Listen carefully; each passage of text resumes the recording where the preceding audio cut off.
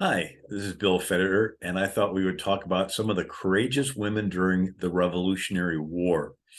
So in 1777, George Washington and the American troops are driven out of Philadelphia, and they have to set up camp about 25 miles away, and it gets freezing cold. And so Calvin Coolidge gave an address to the Daughters of the American Revolution.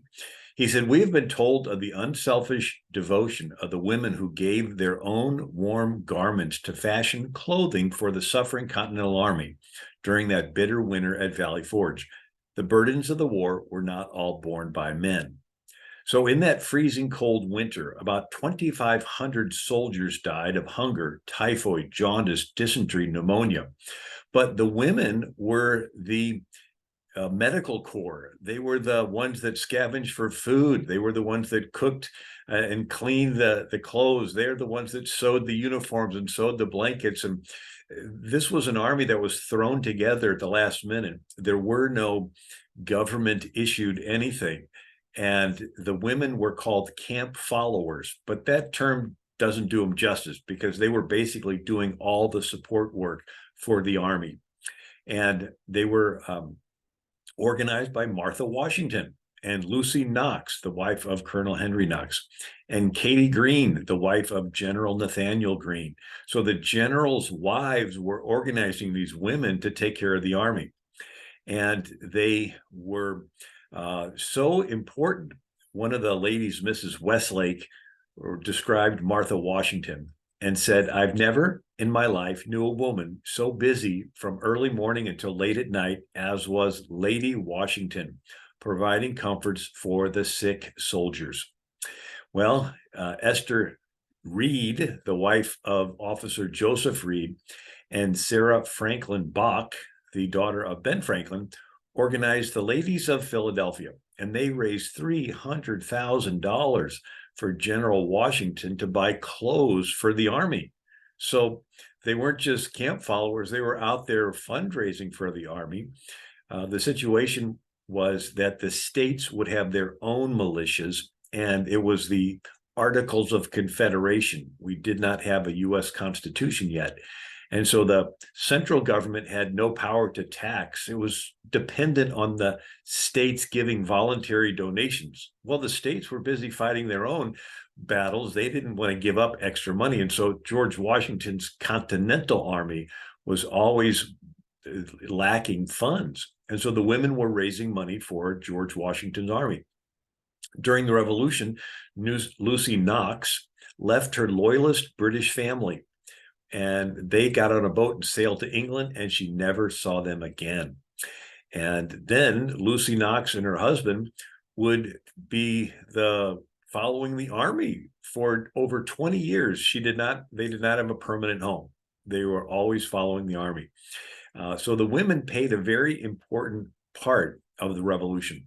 Calvin Coolidge went on in his address to the Daughters of the American Revolution. He said, "Who has not heard of Molly Pitcher, whose heroic services at the Battle of Monmouth helped the sorely tried army of George Washington?" So the Battle of Monmouth is not too far from Philadelphia and those different New England areas. And Molly Pitcher, her name was Martha Ludwig, but the women would go from dugout to dugout, giving a pitcher of water to the soldiers. And so at this particular Battle of Monmouth, it was extremely hot. And here's Martha Ludwig Hayes going from dugout to dugout. And so she was nicknamed Molly Pitcher. And during this battle, it was so hot that her husband, who was taking care of one of the cannons, loading it and firing it, he faints of heat stroke. And so she puts down her pitcher and she picks up the swab, because you had to dip this long rod with a cloth on the end in a bucket, and then in between shots, shove it through the cannon to cool it down. Because if not, the cannon would get too hot and melt, and then it wouldn't be able to be fired anymore. There's even a 10-cent US postage stamp of Molly Pitcher loading a cannon, right, in 1778. So Molly Pitcher finished the rest of the battle loading this cannon. And a British cannonball at one point flew right between her legs as she was reaching over to pick up a cannonball to put into the cannon. And she uttered, "Well, that could have been worse." And she stood up and resumed loading the cannon.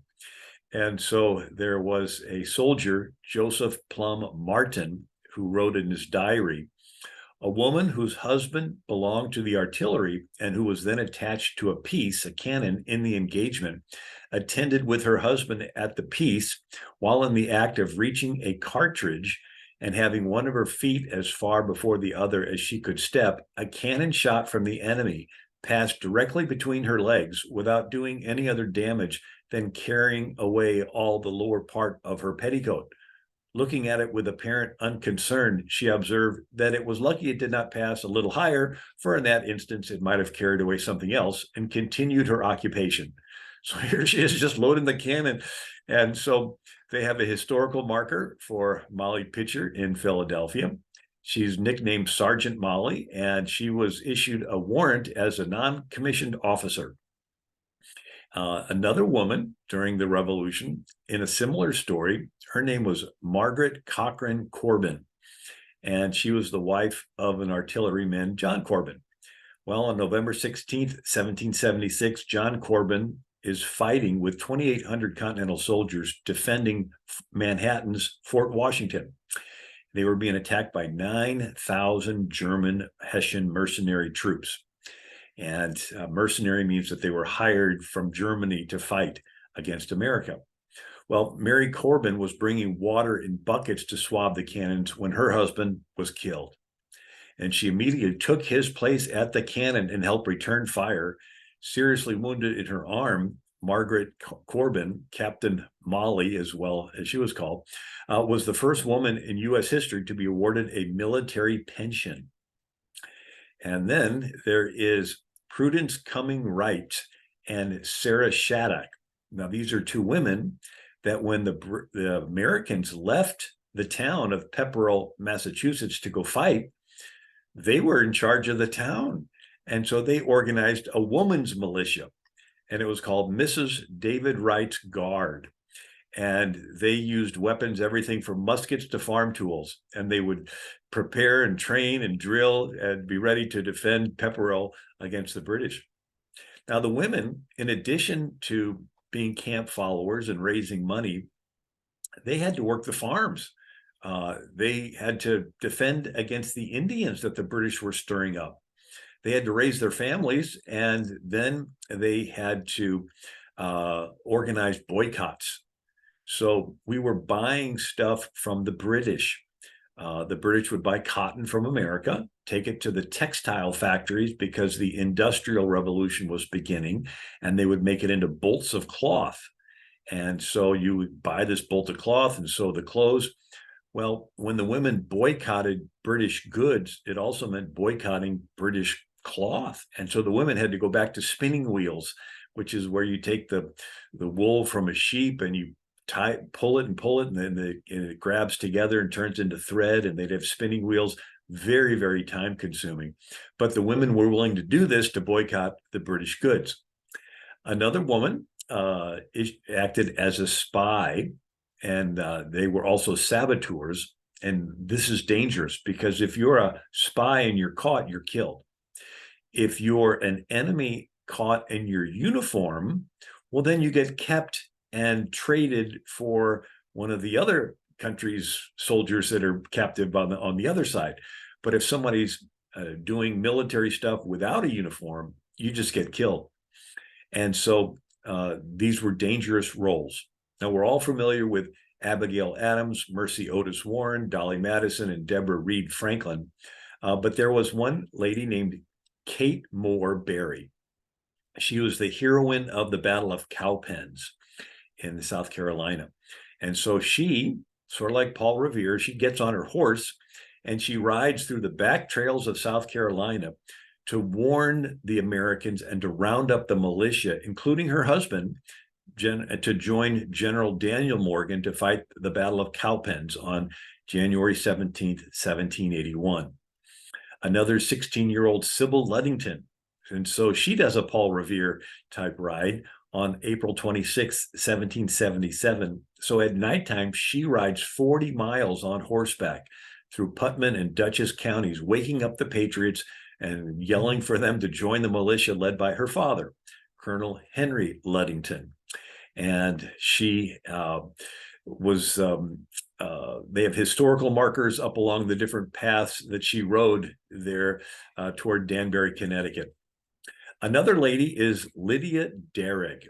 And so the British would quarter in your house, right? So they would come up to your door and they would walk into your house and they would sit down at the kitchen table and they would make the women cook them food.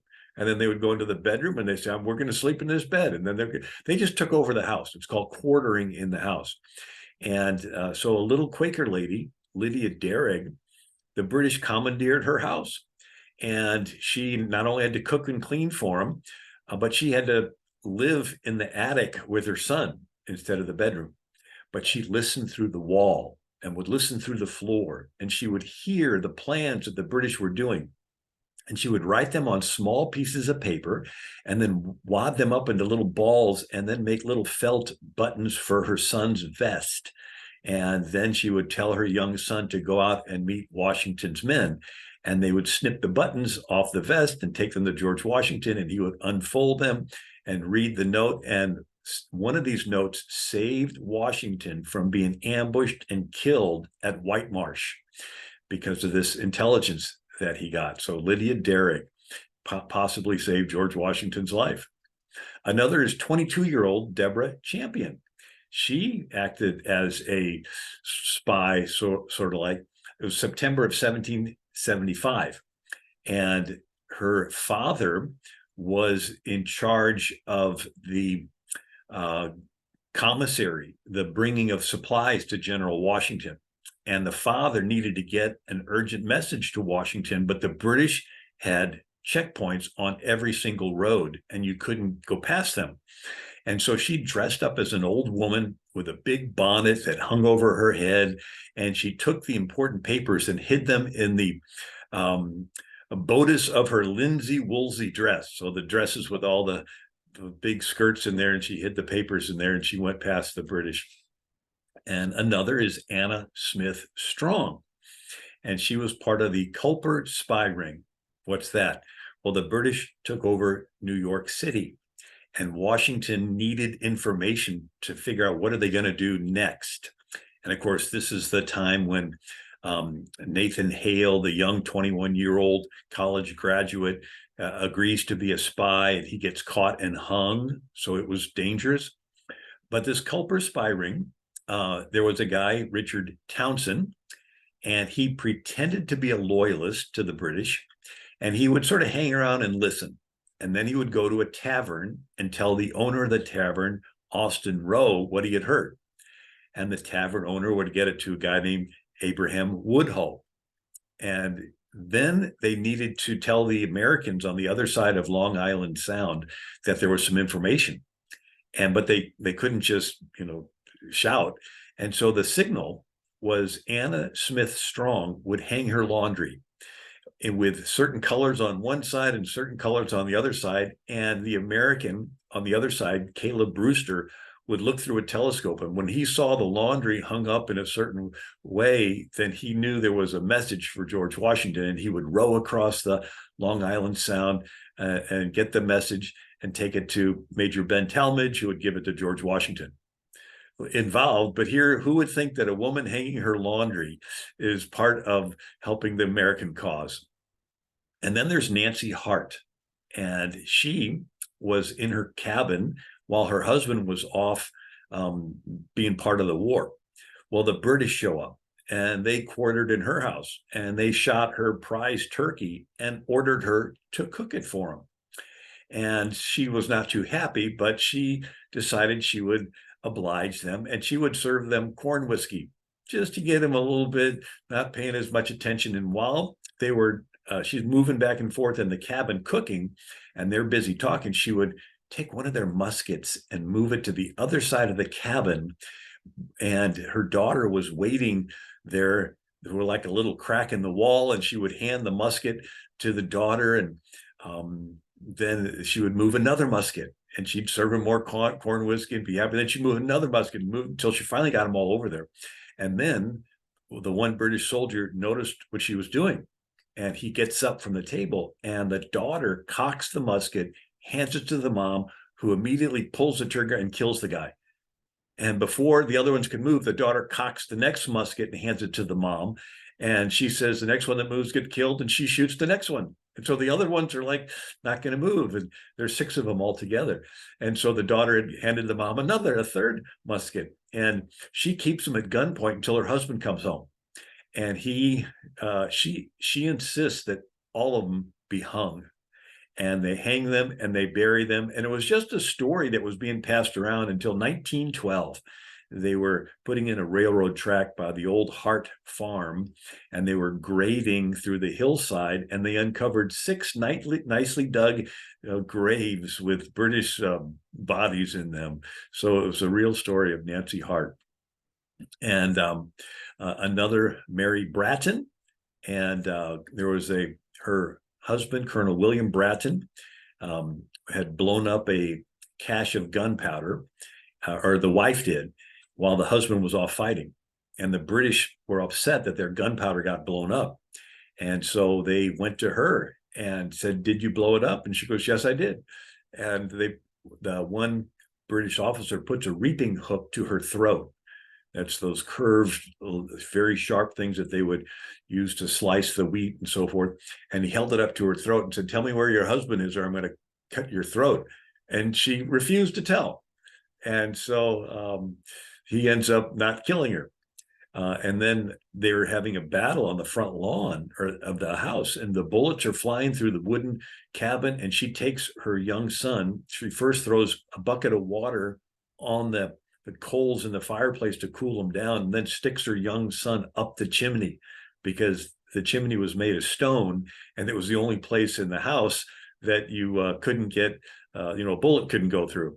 And anyway, and then one more story, Nancy Ward. Nancy Ward was actually a Cherokee, and the British were stirring up the Cherokee to fight the Americans, and they had captured some Americans. And so these Cherokee had these Americans tied up, and one of them was a woman, and they were going to kill him the next day. And so Nancy, her Cherokee name is Nanyehi. So Nancy Nanyehi Ward goes down and is talking to the woman that's tied up, being ready to be killed the next day. And her name was Lydia Bean. And they begin to visit, and they begin to trade cooking recipes, like how to make butter and things like that. And they befriended each other. And so that's when Nancy Nanyehi freed Lydia Bean and let her escape. So just another interesting story of here, who would know that sharing some cooking recipes could save her life. We're familiar with the French helping during the Revolutionary War, young Marquis de Lafayette, but there were Spanish women. So the Lafayette goes back to France, lobbies the king, Louis XVI, to send help. And finally, he sends help with Rochambeau, who's the general. And they're coming across the ocean, and they go to the Dominican Republic, and there's the French half of it, but they don't have any money. And so the Haiti is the name that it eventually took after, during the time of Napoleon, the Haiti broke free. But before Haiti broke free, it was a French island. And so there's no money there. And so Rochambeau and Marquis de Lafayette take their Spanish ships to Havana, Cuba. And when word spreads that they were looking for money to help George Washington, the ladies of Havana donated their gold and their silver and their silverware and their jewelry. They raised an estimated $1 million worth of money, and they send it with a note. So the American mother's sons are not born as slaves. And so here, Rochambeau puts this money from these women from Havana, Cuba, and then sails up to Yorktown and to help Washington. And reportedly, Washington was so elated he threw his hat in the air. And so the General Rochambeau wrote in his daily memoirs, which are recorded in the Library of Congress, the joy was enormous when it was received. The money from Havana, the contribution of 800 silver pounds, which helped stop the financial bankruptcy of the Revolutionary Army and raise the moral spirit of the army that had begun to dissolve. And so historian Stephen Bonsall wrote in When the French Were Here, published in 1945, he says, the millions that was supplied by the ladies of Havana may with truth be regarded as the bottom dollars upon which the edifice of American independence was erected. So just some inspiring stories. We all hear about George Washington and Patrick Henry and all those others, but it's important for us to remember the role that women played in the Revolutionary War, helping us to get our independence and have the freedom that we so enjoy today. So hope you appreciate that. God bless you. Have a great day.